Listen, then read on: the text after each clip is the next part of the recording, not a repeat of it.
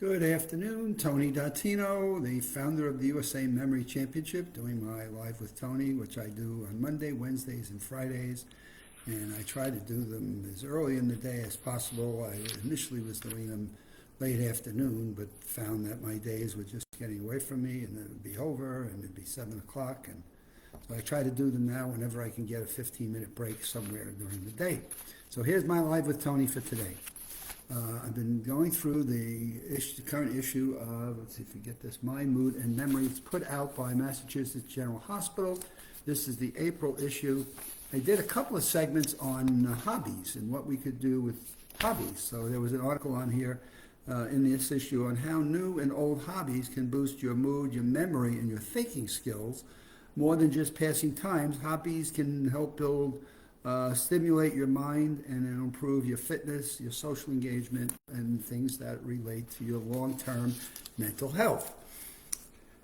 So I did a couple of these, and so then I said, wow, this article, this issue of it comes with 8 pages, had an interesting section in here on exercise improves learning and remembering what you've learned. Numerous studies have found that being active right before learning new information can help you better remember. A study that was published in the Neurobiology of Learning and Memory found that exercising improves your motor memory. The study suggests that before you learn a new skill, take a brisk walk or doing some other workout will help you to learn that skill and better remember it for later on. So again, we keep seeing and reading about exercise. My goodness, anywhere from our heart health to our mental health, there's a strong benefit to exercising. The findings apply that physical activity boosts the brain's ability to change and adapt to stimuli, including learning new skills, making pottery, countless hands-on activities. Researchers are hopeful their findings can be applied and rehabilitation centers for people with stroke or injuries to relearn skills. Exercise. Aerobic, wow. Our oxygen, our brain is using about 20% of the oxygen we breathe in. So it continues to make sense, continues to make some practical sense that exercise is bringing more oxygen into our bodies in a more pure form. It goes to the brain and helps the brain have a stronger sense of fuel, which is oxygen.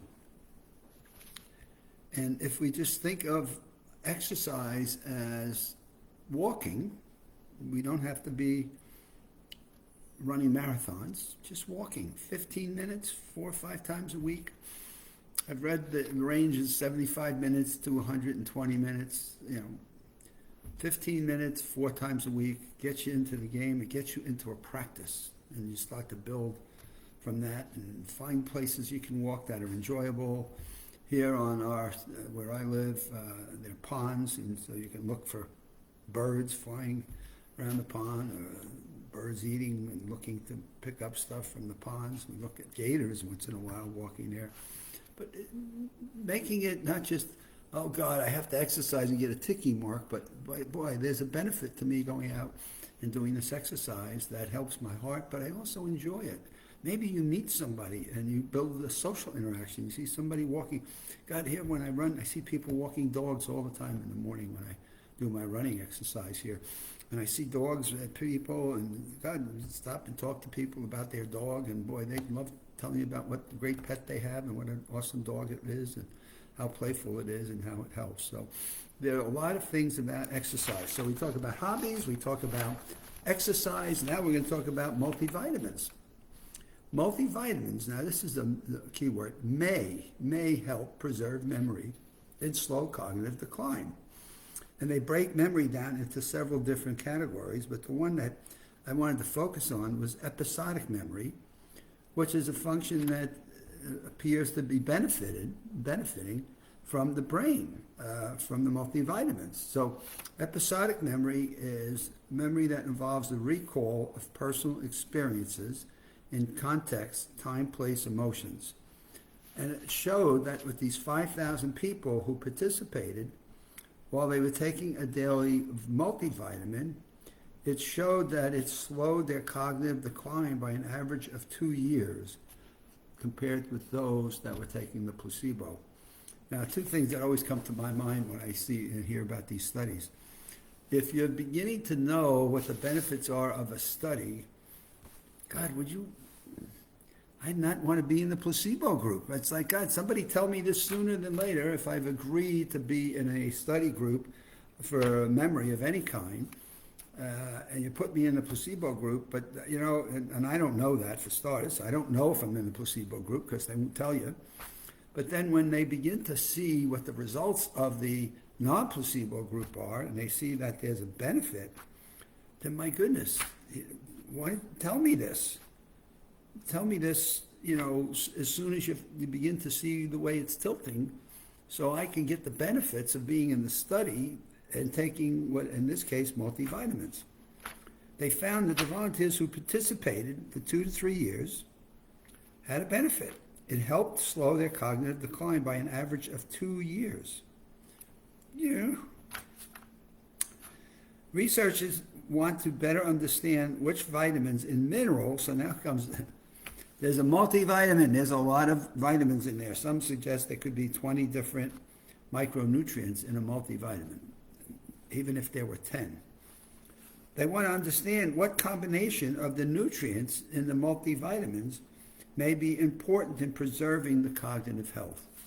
So now how much fun is that study going to be, right? I've got 20 different variants, and I have to figure out the combination of variants that are the ones that are impacting this 2 years that I have to have a better memory. I mean, I can't even think of the math that's involved with 20 variants and what combinations of those 20 do I figure out what has made the difference in these people. The typical multivitamin includes these 20 micronutrients, and the studies showed approaches provided support for taking a multivitamin. It is critical to understand the mechanisms impacted memory loss and protect it against it. So, God, what vitamins could we take? It's like, my goodness. And with the focus on nutritional status and other aging factors, they're doing some work at the Brigham and Women's Hospital. And then they go on to say, but there's no replacement for a healthy diet. So the foods we eat bring the chemicals into our body that have an impact, not just in our heart health, right? Our cardiologists are always talking to us about our heart health, but also our mental health. And so taking a multivitamin should always be viewed as a complement, a balance, an added factor to a healthy diet, rather than justification for a deficient eating plan. Multivitamins can fill in the gaps that may be lacking in vitamins and or minerals. There's all different diets that are out there, and people follow diets for weight loss. They follow things for diabetes. They follow diet habits for their heart health. And now comes the Mind, Mood, and Memory Journal that comes along and says, and by the way, you also have some benefits that can have an impact on your mental health. Next section here, my goodness, as I said to you, there are many. Nature walks lead to greater focus and attention. Since paying attention is the first step in making a memory, got to be focused, you got to want to remember. I always say that to people. You need to want to remember in order to remember. Consider taking a few steps in nature to improve your attentiveness and or focus. A study published in Scientific Reports suggests that walking in nature enhances brain functions above and beyond the benefits associated with exercise. So here we are again, back to walking 15, 20 minutes, 4 times a week. And this suggests that, boy, you get such benefits beyond the aerobic. You also get these benefits cognitive function. Using EEG equipment, it records brain activity with the help of sensors attached to your scalp. The University of Utah were able to measure participants' attention capacities as they were exercising. They found that the study volunteers who took walks in nature were better able to perform the same demanding cognitive tasks they had tried to do on a separate day that did not include a walk among trees and flowers. And I love the flower part they had put in here, because to me, the flowers, you walk through the trail, and we got lots of trails here in Florida. And my goodness, looking for flowers. I think of our trip to Anchorage, Alaska, and walking through some of the trails there. The flowers and how big they were and colorful, the reds and the yellows and the purples, and what a huge difference it made and how it made you feel. And who stops and studies this? Well, here it was, University of Utah. And so the study adds a growing body of research that suggests time spent in green spaces improves physical, mental, and cognitive health. And it just keeps going. What we're learning about our ability to maintain mental function. As somebody said today in the Memory Institute, I never want to get to the point in my life where my mental capacities do not allow me to recognize my wife and my children.